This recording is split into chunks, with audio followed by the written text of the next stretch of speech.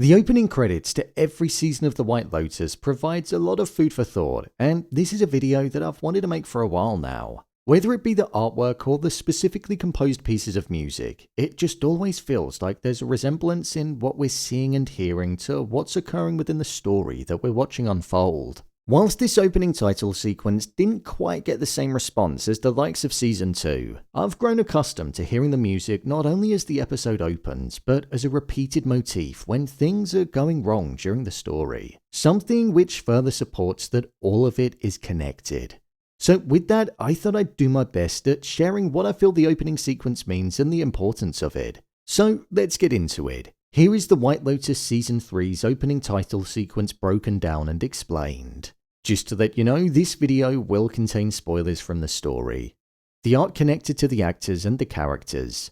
The first piece of art that we were shown in the title sequence that was connected to an actor was Leslie Bibb, the actress that plays the character Kate. Within this shot, there were 3 elephants, which I'm imagining is symbolizing the 3 girlfriends that we're seeing together on the trip. From a symbolic perspective, elephants are said to represent wisdom, and whilst I don't really think any of the 3 girlfriends are really that wise, Kate is most likely the wisest of them all, as she's not truly engaging in the childish folly that Laurie has been participating in when going after Jaclyn, and Kate isn't really picking sides, she's just trying to keep the peace. Plus, as well, when the party was taking place at the hotel, she was the first person to get into her pajamas because she wanted to shut it all down. Kate seems relatively content with her life, something that the other 2 don't seem to be. So I think that's probably why the elephant was there, representing her.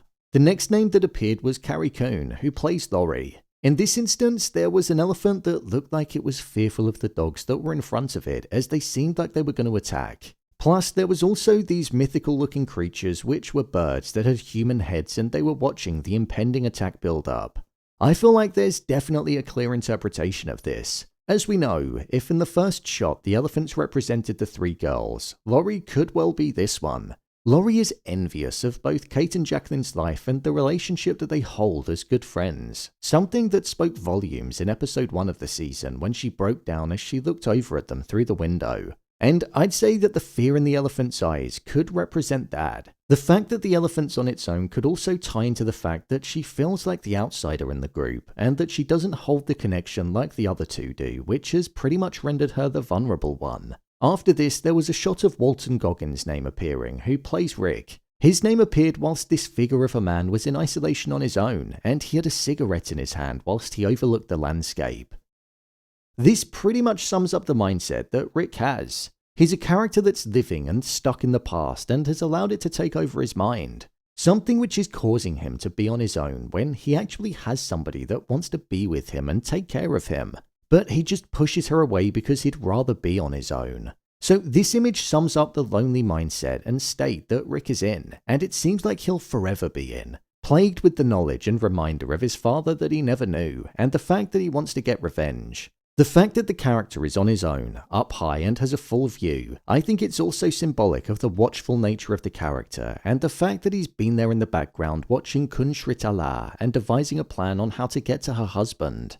John Grease was the next name to appear, and for him, we saw the figure of a man sat up high in his quarters, surrounded by piles of gold, insinuating that this figure had a lot of wealth. Again, this is an image that pretty much sums up Greg this season. He's living in his super mansion that's high up, out of the way, and overlooks just everything. Just like this image portrays, and he's living the life that he wants to live due to the death of Tanya. So this one does feel rather self-explanatory. The image of the person below him, though, could shine a light on the fact that somebody's coming for him and looking to destroy him, which is Belinda. Or it could be how he views Chloe, and that whilst he enjoys her company, he views her as below him.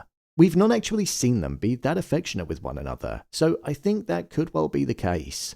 After this, we had Sarah Catherine Hook's name on screen, and it was paired with a figure that was just sitting down and praying. This most definitely connects to the character Piper Ratliff and the spiritual journey that she's on. I'd say that she's on her own because she's the only person in the family that feels that way about religion, and also because she's so different from the rest of them. However, below her, there are these figures of other people watching, most likely connecting to the monastery that she's been to.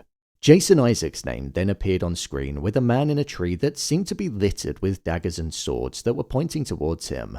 This figure in the tree is up there because I definitely think he's hiding from something below, which Timothy Ratliff most definitely is. The charges that he's facing back home, the lies that he's telling his family, and the prison sentence that he could be facing.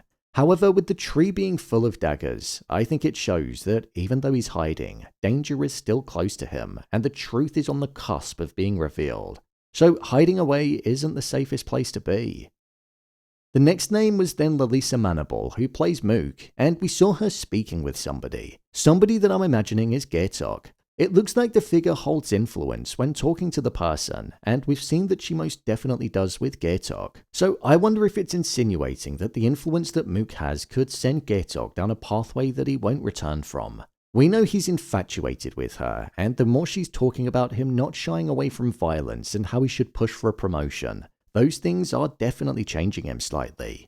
After this, there was then a shot of a figure with the name Michelle Monaghan, the actress that plays the character Jaclyn.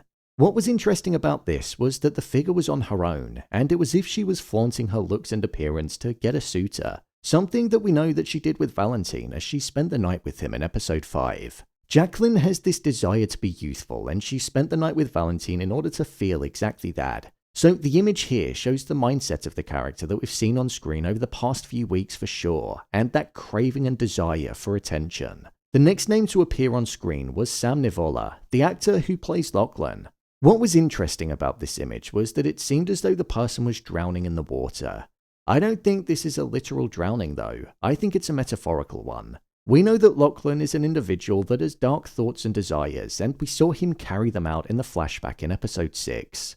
So I think it's more so him drowning in his dark thoughts, and this holiday has ultimately allowed them to take control and win. The creator of the show mentioned that water was used a lot in this opening sequence because it's a force of nature that we humans pretty much have no control over. And I think with Lochlan's mind getting darker and darker, he's not able to stop his inhibitions from taking over, just like the force of nature, which is the water.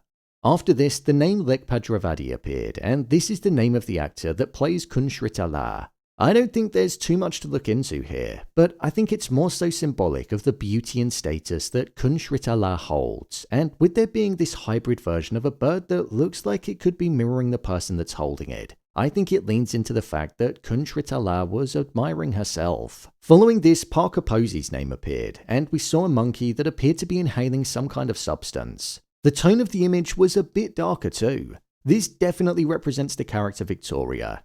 Victoria for a lot of the season has been dosed up on lorazepam and has pretty much been oblivious to what's been going on with her family, and I think this image reflects that pretty well. I also think with there being two monkeys that look the exact same, it stands for the version of her that isn't on the medication and the version that is. A stork was then the next figure to appear in the opening sequence, and it was accompanied by the name Natasha Rothwell, who's the actress that plays Belinda. Storks is said to represent new beginnings, and that's exactly what the character Belinda has done by going out to Thailand. But what I would say is with her encountering Greg, we could see the opportunity for another new beginning to come to the forefront. Greg could look to buy her silence over his true identity, and that could offer her the chance to set up a new life wherever she wants and to open up the spa that she's been so desperate to do. So new beginnings is definitely a key theme with the character. This one doesn't actually need that much explaining whatsoever. The actor that plays Saxon's name was on screen, and it was accompanied by a figure of two men lurking in the trees and two women looking like they wanted to avoid them. Saxon is a character that's had a bit of a predatory nature towards women and has had this alpha attitude of just wanting to get with a woman. This is why he's most likely the figure in blue, and then Lochlan, the person that he took under his wing and was trying to alter the mindset of, is the one in red. The one that's holding on at the back and is being taken on this journey. The penultimate name that appeared in this title sequence was for the character Gaitok. Here we saw a man that looked like he was trapped and he was keeping this hybrid tiger-fish creature at bay. We've seen that out of many of the characters, Gaitok is the one that was the softest of them all, especially considering he was the security guard. So with this figure facing an immediate threat, I think this could be showing a situation that Gaitok might end up finding himself in before the season finale. Or maybe it could just be connected to the robbery that took place and the threat that he faced there. One of the most interesting images that appeared in the title sequence was the one connected to Amy Lou Wood. Earlier on, we saw a cat stalking a group of deer, and then in this shot, that very wild cat was eating one of the deers. Whilst Amy Lou Wood's character Chelsea could represent the wild cat, I think she actually could be symbolic of the deer. She's very gentle, kind and soft-hearted, things you associate with the likes of deer. But with her being the person in the show that's had 2 bad things happen to her, and her also saying that bad things happen in threes, what if she's going to end up being hurt in some way, or maybe even having a similar fate to the deer and ending up dead? The other pieces of art. Sprinkled amongst the actors' names, there were many other important pieces of art that felt like they connected to the story. The key theme that I thought was at the heart of the alternative pieces of art, whether it be the monkeys or the humans, was that they were observing, looking on, and taking note of everything that was happening below them. Something that has been a key theme in the show. Monkeys have often appeared high up in trees and looked at everything that's unfolded, showing that even when you think you're alone, you're most definitely not. Then, as we drew ever closer to the opening sequence concluding, there was a battle that was taking place, which I think is connected to the theme of violence, darkness, and feuds that has been underpinning this season. We've seen it with Rick and Jim Hollinger, Timothy and his family, Greg and Belinda, and also Jaclyn, Laurie, and Kate. The beauty of art is that it's something that's definitely subjective, but this is exactly how I've interpreted the opening sequence. I imagine there are many other ways of interpreting it, but after seeing some of the episodes in the show and gauging what these characters are like, I think the connections that I've made do hold some significance for sure. That's why I wanted to wait just a little while before coming out with this video, because context is key. If there are any interpretations that you've got that you think I've missed, then please let me know in the comments, as I'd love to know what you guys think the opening sequence means. So, there you have it, the White Lotus Season 3 opening title sequence broken down and explained. As always, thanks for tuning into the video and I'll see you in the next one.